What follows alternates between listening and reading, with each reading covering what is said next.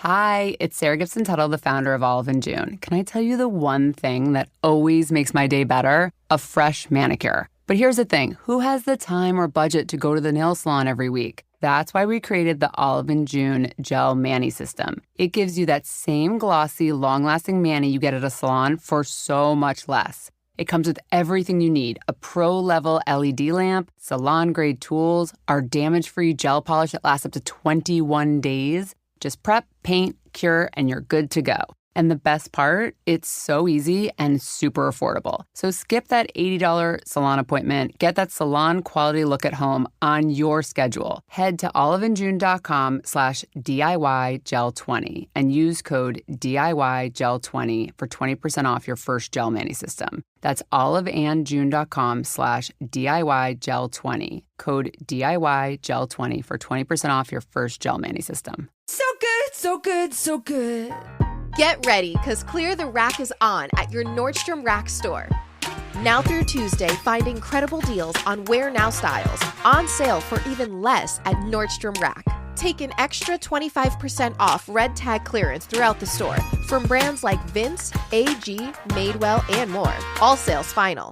The best stuff goes fast, so shop this sale at Nordstrom Rack today. Please see nordstromrack.com or ask a store associate for details. Hi, this is Knox from the Popcast with Knox and Jamie. And maybe like us at the Popcast, you also know people who have been smokers or vapors. And Zyn is the one product it seems like everyone is talking about, because there are many good reasons to make a change to Zyn nicotine pouches. Reasons like Zyn nicotine pouches are still America's #1 choice for smoke-free, hands-free nicotine satisfaction. And you can choose between 10 varieties, each variety available in either 3 or 6 milligrams. Check out zyn.com/find to find Zyn at a store near you. Warning, this product contains nicotine. Nicotine is an addictive chemical.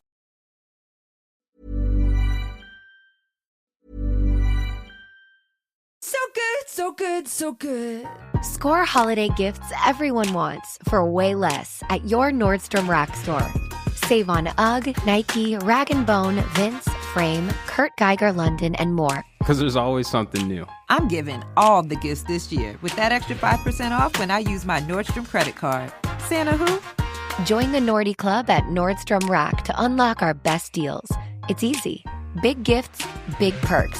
That's why you rack. Hi, it's Sarah. I'm the founder of Olive and June. And can I tell you the one thing that always makes my day better? A fresh manicure. But who has the time or the money to go to the salon every week? That's why we created the Olive and June Gel Mani System. It gives you that same mani that you get at a salon for so much less. It comes with everything you need, a pro-level lamp, salon-grade tools, our damage-free gel polish that lasts up to 21 days. All you do is prep, paint, cure, and you're good to go. And the best part, it's super easy and so affordable. Each mani breaks down to $2. So let's skip that $80 salon appointment and get the salon quality look at home for so much less and on your schedule. Head to oliveandjune.com/DIYgel20 and use code DIYgel20 for 20% off your first gel mani system. That's oliveandjune.com/DIYgel20. Code DIYgel20 for 20% off your first gel mani system.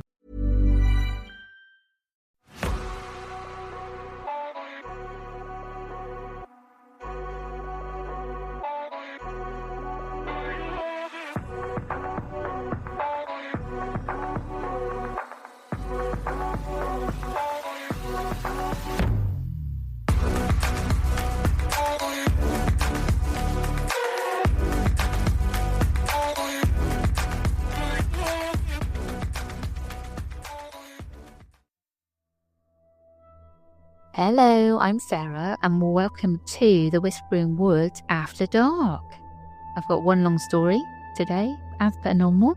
It's a really good one, this. I really enjoyed researching and recording this one. We'll get straight into it. Are you ready for the story? Sharon Tate wakes with a jolt in the dead of night, heart pounding in her chest. The 26-year-old actress finds herself alone in a silent, sprawling house nestled in Benedict Canyon. Only a dim bedside lamp is on. She always keeps one lit for comfort. but the darkness beyond its glow feels heavy and watchful. As Sharon's eyes adjust, she realises with a chill that she is not alone. In the corner of the bedroom stands a shadowy figure, small in stature, its outline barely distinguishable from the gloom. For a moment, she hopes it's a trick of groggy vision. The figure remains unnaturally still. It reminds her of a creepy little man she would later recall, one that looked strikingly like photos she'd seen of Paul Byrne, the long-dead former owner of this very house. Frozen in terror, Sharon squeezes her eyes shut, willing the apparition to vanish. But when she opens them, the figure is still there, hovering by the foot of her bed. Finally, fear propels her into action. She bolts upright and runs out of the bedroom, down the hall and toward the staircase. Her bare feet slap the hardwood stairs as she descends, adrenaline surging. But what greets her at the bottom is even more horrifying than the phantom upstairs. In the faint light, Sharon sees what looks like a body tied to the staircase, a rope around its neck. Blood is everywhere. The figure, whether man or woman, she can't quite tell, has its throat slashed open. Sharon stifles a scream. For an instant, she has the dizzying sense that she is looking at herself. In her panicked, disorientated state, she cannot shake the feeling that the corpse could be Jay Sebring, a dear friend and former lover. Or chillingly, Sharon Tate herself. The vision is so ghastly and surreal that Sharon isn't sure if she's dreaming or in the grip of a waking nightmare.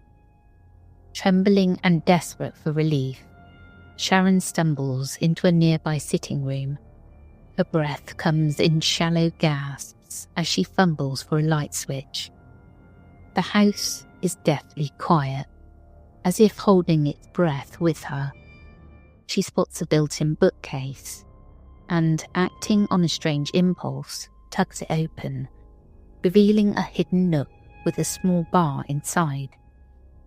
Her shaking hands grape for a bottle. As she takes a gulp of whiskey to steady her nerves, her mind races. What did I just see? Was it a ghostly warning? A premonition? Gradually, the house returns to stillness. The phantom on the stairs is gone. Eventually, Sharon drifts into a troubled sleep once more, convincing herself it had to have been a hallucination or nightmare. Little does she know, this encounter will haunt her long after the sun rises. A chilling vision that, in hindsight, feels like a prophecy of doom. That terrifying night took place around 1966, when Sharon was an up-and-coming actress and model. At the time, she was staying at the Benedict Canyon home of celebrity hairstylist Jay Sebring, with whom she'd had a romantic relationship from 1964 to 1966. The house, located at 9820 Eastern Drive, had a history as twisted as a Hollywood thriller. Decades earlier, it belonged to actress Jean Harlow and her husband Paul Byrne, a movie producer. In 1932, Byrne died there from a gunshot to the head in an alleged suicide, though rumours of murder swirled. Locals whispered that Byrne's restless ghost still lingered in the home, and Jay Sebring, ever drawn to the morbid and macabre, had purchased the property in the early 60s, fully aware of its tragic legacy. Sharon Tate had spent time at the house during her romance with Sebring, and even after they amicably parted ways, he remained a close friend. When Sharon found herself between residences one summer, Jay offered his infamous Harlow house as a place for her to stay.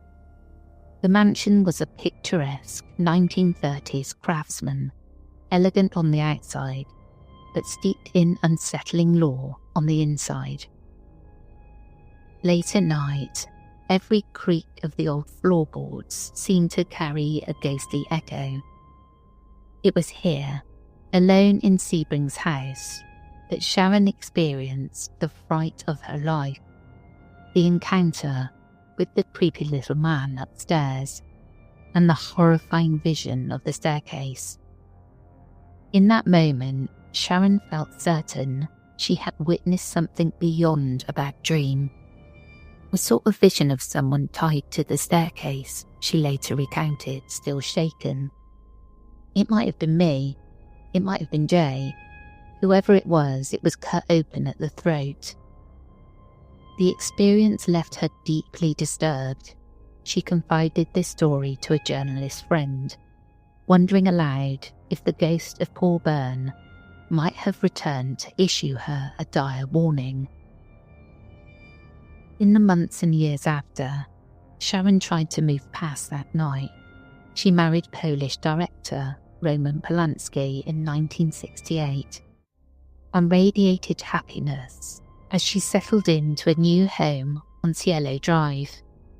Friends would later say Sharon referred to that Cielo residence as her love house, a fairy tale cottage where she felt safe and blissful. As for the Benedict Canyon ghost encounter, Sharon's family and closest friends were sceptical.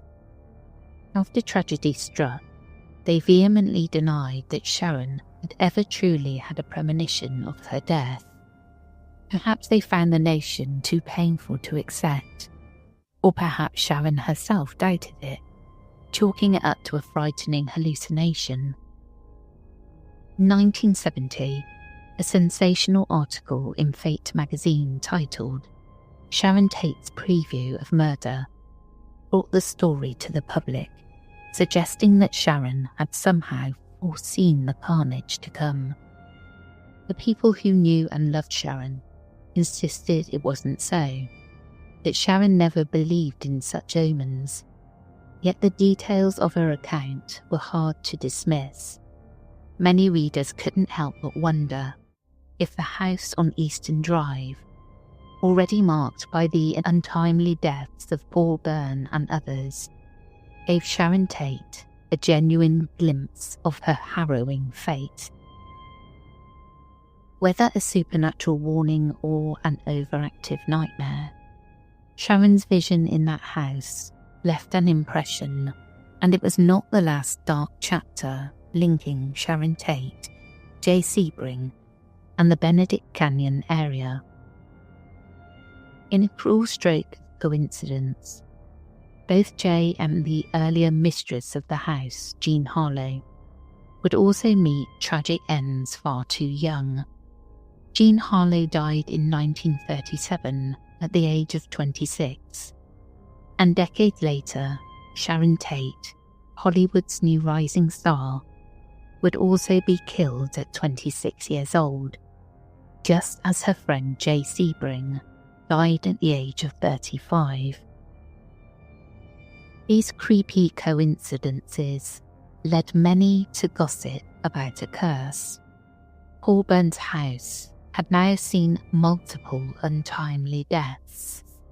Byrne himself, 2 other alleged suicides and a drowning, according to unverified local law, and eventually the murder of a man who lived there, Sebring, not on the premises, but close enough to feel cosmic in scope. Was the Benedict Canyon estate truly cursed? Did Paul Byrne's ghost return on that fateful night to warn Sharon and Jay of what was coming?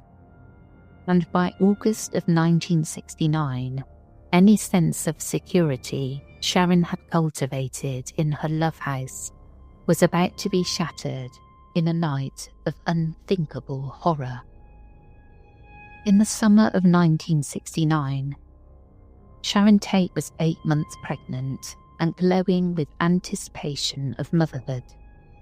She and Roman Polanski were renting a charming home at 150 Cielo Drive, a secluded property at the end of a winding road in Los Angeles' Benedict Canyon.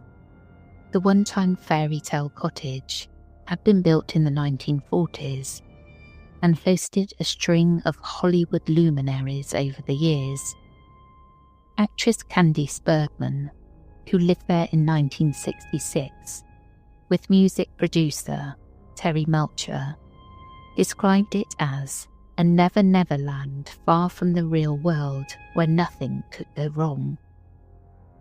The estate was tucked behind gates and century-old trees, complete with a guest house and a wishing well by the patio. In Sharon's time, it earned the nickname the Love House for the warmth and joy she felt within its walls. Sharon spent some of her happiest days there in early 1969, lounging by the rustic swimming pool, decorating a nursery for the baby on the way, and hosting intimate gatherings with close friends. But just as Candice Bergman mused, nothing could go wrong in that idyllic haven. How wrong she was. Unbeknownst to Sharon, the dark shadow that had brushed against her life in a dreamlike vision was drawing inexplorably closer. The previous tenant, Terry Melcher, son of Doris Day, had crossed paths with an aspiring musician and ex-con named Charles Manson in 1968. Manson, a charismatic cult leader with delusions of rock stardom, had been introduced to Melcher through Beach Boys drummer Dennis Wilson. At one point, Manson even visited 150 Cielo Drive, hoping to charm Melcher into giving him a record deal. Melcher heard Manson perform, ultimately refused to sign him. That rejection festered like a wound. By mid-1969, Manson was enraged and spiralling, preaching to his fanatical followers about an impending apocalyptic race war he dubbed Helter Skelter. In Manson's twisted mind, the luxurious Cielo Drive home remained a symbol of the Hollywood elite who had slighted him, and he hadn't forgotten its location. On the night of August the 8th, 1969, Sharon Tate had invited a small group of friends to keep her company, while Polanski was working overseas. In the living room, 35-year-old Jay Sebring joked and chatted with Sharon. They were as close as family. Also staying over were Abigail Folger, 25, coffee heiress and social worker, and her boyfriend Wojtek Frakowski, 32, an aspiring writer, who relaxed with drinks as the warm summer evening wore on. None of them could have imagined the nightmare that was about to descend. In the early hours of August the 9th, 4 of Charles Manson's devotees repped up the dark canyon road toward the end of Cielo Drive. Manson had instructed them to go to that house, the one Melcher used to live in, and totally destroy everyone in it, as gruesome as you can. In the deepest dark before dawn, the Manson family struck. They slipped over the gate wall of 150 Cielo Drive, armed with knives, a pistol, and unimaginable hatred. They invaded the house and fell upon the unsuspecting occupants. What transpired inside was a scene of pure terror that would horrify the world. The attackers, Charles Tex Watson, Susan Atkins and Patricia Krenwinkel, with Linda Kasabian as lookout, showed no mercy. They bound Sharon and Jay together by the neck with a rope over a ceiling beam, subduing them and terrorising the others. In the chaos, Jay Sebring protested the gang's rough treatment of the pregnant Sharon and was shot and brutally stabbed to death in front of her. Abigail Folger and Wojtek Frykowski managed to break free and flee out into the night, but were chased down on the lawn and savagely murdered. 18-year-old Stephen Parent, a visitor who had been leaving from the guest house, was also gunned down in his car at the driveway gate. Finally, Sharon Tate, 8 months pregnant and trapped in a living nightmare, pleaded for the life of her unborn child. It was no use. The intruder stabbed her repeatedly in a frenzy of bloodlust, ending the young star's life in the most brutal fashion. By the time the murderer slipped away into the night, the beautiful love house on Cielo Drive had been transformed into a house of horrors. The next morning, the first to discover the carnage was Winifred Chapman, the housekeeper, who ran screaming from the property, shouting, "Murder! Death! Bodies! Blood!" Police who arrived at the scene found 5 bodies. Miraculously, one person on the property survived, the young caretaker, William Garretson, who had been staying in the guest house and was overlooked by the killers. The world soon learned of the Manson family murders, and the name Sharon Tate became synonymous with one of the most shocking crimes in American history. Even experienced investigators were shaken by what they found inside. In front of the couch, 2 pools of blood marked where Jay and Sharon fell. The word pig, scrawled in Sharon's own blood by Susan Atkins, dripped across the front door. And in a macabre twist of fate, reality did imitate art. Just 1 year earlier, Roman Polanski had directed Rosemary's Baby, a film about a pregnant woman terrorised by a satanic cult. Now Polanski's own pregnant wife had been slaughtered by cult killers in their home. One of the attackers, Tex Watson, had even sneered at Wojtek Frykowski during the rampage. "I'm the devil, and I've come to do the devil's work." The dark irony was not lost on anyone.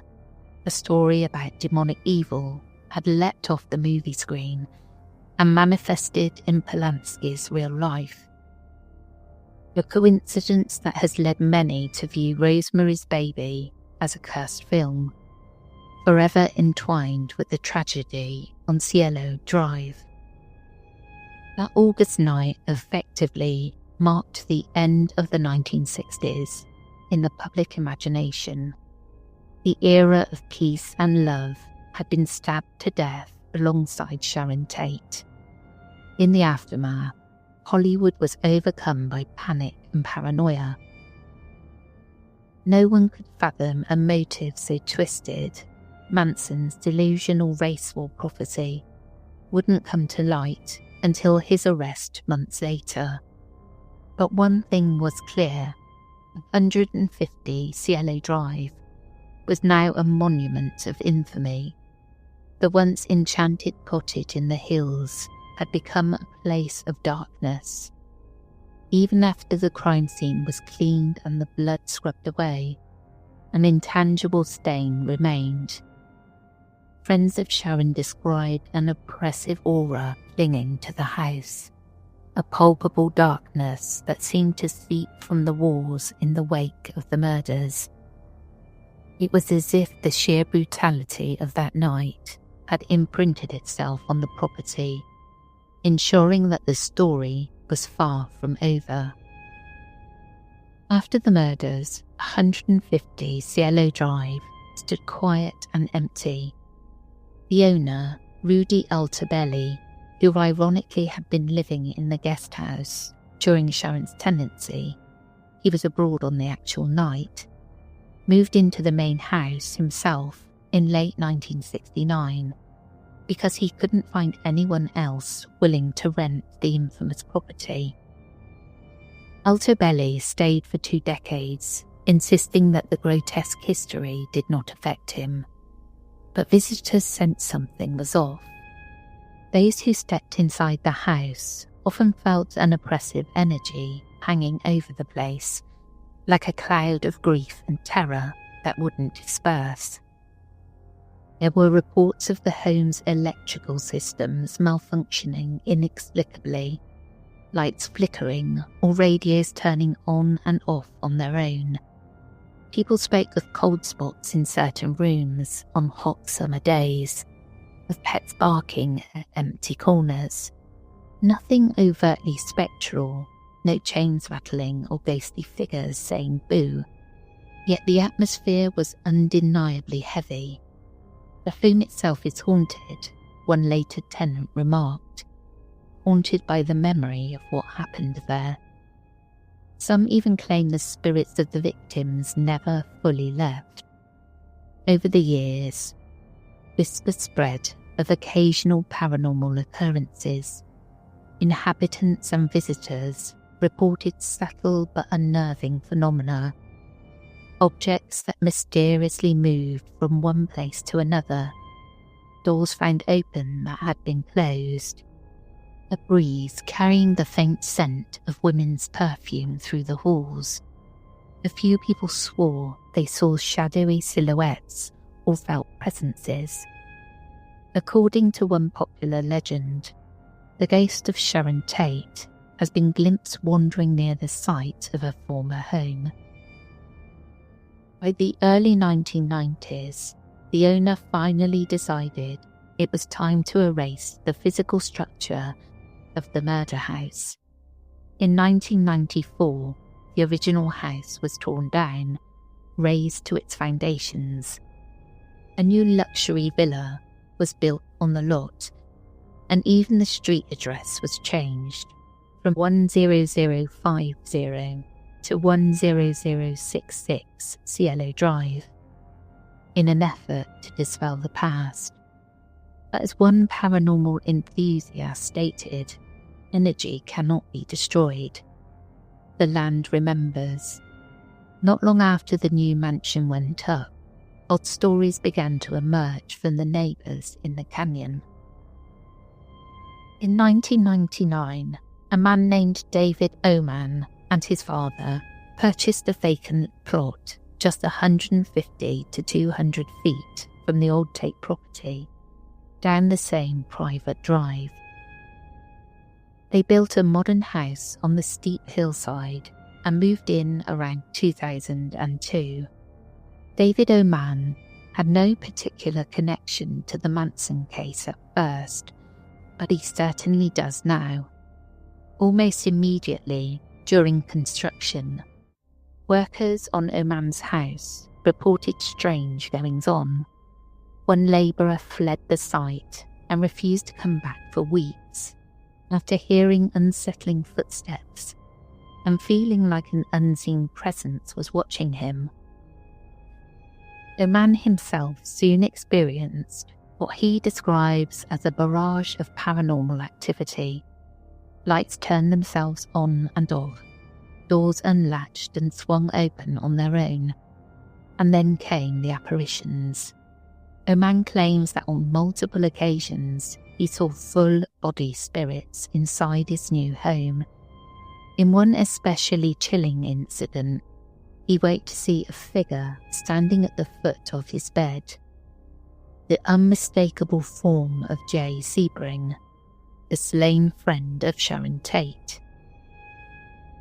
The apparition of Sebring appeared solid and lifelike, dressed just as he might have been in the late 60s, silently pointing as if to draw Oman's attention toward the site of the murders down the hill. Before Oman could react, the figure vanished. It was an encounter he would never forget. Word spread quickly in the paranormal community that the area around the old Tate house was a hotspot of ghostly phenomena. Investigators with EMF meters, spirit boxes, and infrared cameras flocked to Oman's residence, eager to communicate with whatever lingered. The house's activity was extensively featured on TV shows like Ghost Hunters and Ghost Adventures, earning it nicknames like the Mount Everest of haunted houses and Disneyland for the dead. Ghost Hunters described disembodied voices captured on tape, sudden cold drafts on warm nights, and even physical touches from unseen hands. On some evenings, phantom figures have reportedly been seen peering from the brush along Cielo Drive, or flickering briefly into view inside Oman's home.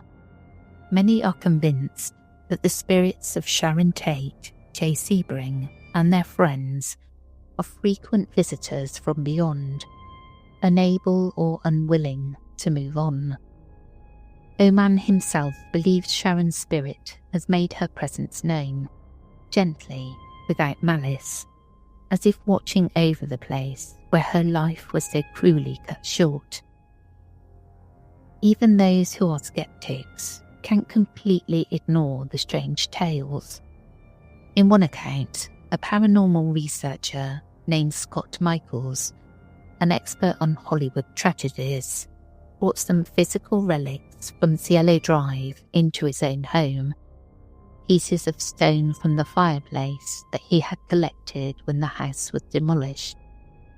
Afterward, Michaels reported seeing a shadowy person standing in his bedroom doorway on 2 separate nights.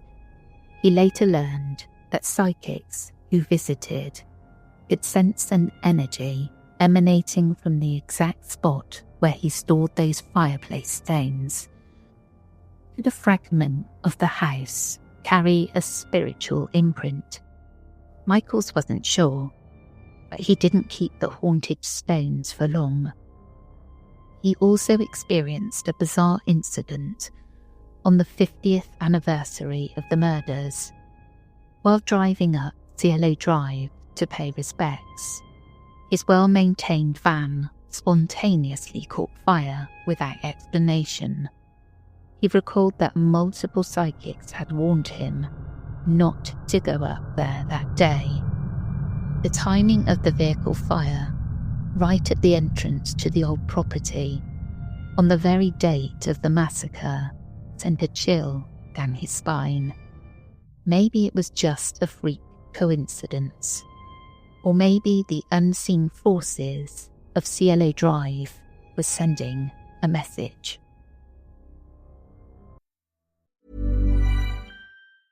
So good, so good, so good. Get ready, because Clear the Rack is on at your Nordstrom Rack store. Now through Tuesday, find incredible deals on Wear Now styles, on sale for even less at Nordstrom Rack. Take an extra 25% off red tag clearance throughout the store from brands like Vince, AG, Madewell, and more. All sales final. The best stuff goes fast, so shop this sale at Nordstrom Rack today. Please see NordstromRack.com or ask a store associate for details. Most people overpay for car insurance, not because they're careless, but because switching feels like too much hassle. That's why there's Jerry, your proactive insurance assistant. Jerry compares rates side by side from over 50 top insurers and helps you switch with ease. Jerry even tracks market rates and alerts you when it's best to shop. No spam calls, no hidden fees. Drivers who save with Jerry could save over $1,300 a year. Switch with confidence. Download the Jerry app or visit jerry.ai/ACAST today. It's so harrowing, this story. I don't even know what to comment. And how terrifying if Sharon did actually see that premonition, because I imagine that it was something that would always stay with you, even if it was years and years before. To have seen something so terrifying I think you'd know the difference, that maybe this was a premonition. I've had a few sort of premonition dreams that have driven me a bit crazy, I must admit. And even, I come around sometimes from regular nightmares and I'm like, what was going on? And they leave you with a bad taste in your mouth and you feel affected all day. Well, I do sometimes. And my daughter does, but if she has a bad nightmare, it can leave you feeling unsteady, I think, for the day after at least. So I can imagine what she must have felt, knowing that she was kind of awake and seeing herself, Jay, whoever it was, like that. Terrifying. Well, that's the end of this story, and I'll catch you again tomorrow. Take care, everyone.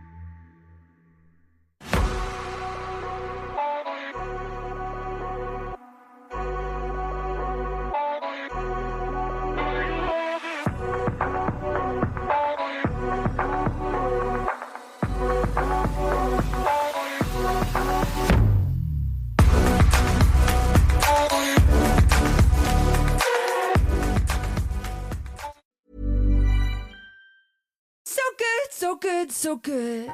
Score holiday gifts everyone wants for way less at your Nordstrom Rack store.